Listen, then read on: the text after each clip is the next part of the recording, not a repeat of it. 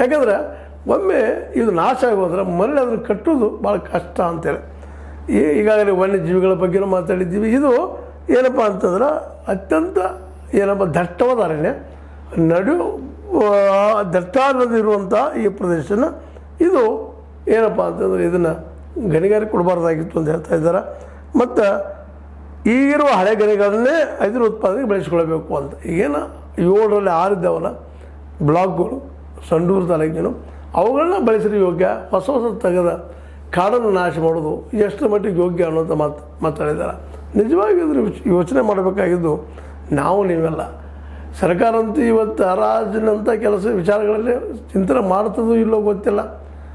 ಕೆಲವೊಮ್ಮೆ ಅಧಿಕಾರಿಶಾಹಿ ವರ್ಗ ಆಗಿರ್ಬೋದು, ಕೆಲವೊಮ್ಮೆ ಸರ್ಕಾರ ಆಗಿರ್ಬೋದು, ಯಾರ್ಯಾರೋ ಮಾಡಿದ ತಪ್ಪಿಗೆ ಯಾರ್ಯಾರು ಶಿಕ್ಷೆ ಅನುಭವಿಸುವಂಥದ್ದು.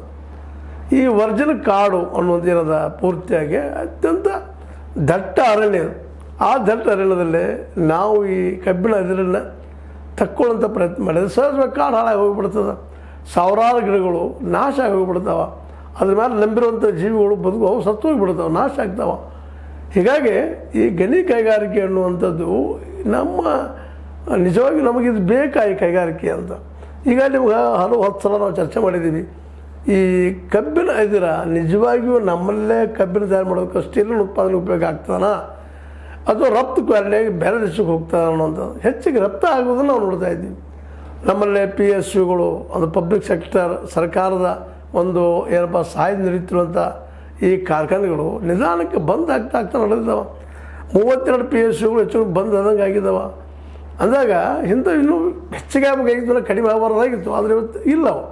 ಯಾಕಂದರೆ ಸರ್ಕಾರ ಹತ್ತಿರ ಇವತ್ತು ದುಡ್ಡೇ ಇಲ್ಲದು ನಡೀತದೆ. ಯಾಕಂದರೆ ಸರ್ಕಾರ ಕೇವಲ ಟ್ಯಾಕ್ಸ್ ತೆಗೆದುಕೊಂಡು ಏನೋ ನಡೆಸ್ತಾ ಇದೆ ಗೌರ್ಮೆಂಟನ್ನು, ಬಟ್ ಅದನ್ನು ಮೀರಿದ್ದಿದೆ. ಯಾಕಂದರೆ ಇಲ್ಲಿ ಉದ್ಯೋಗ ಸೃಷ್ಟಿ ಇಲ್ಲ.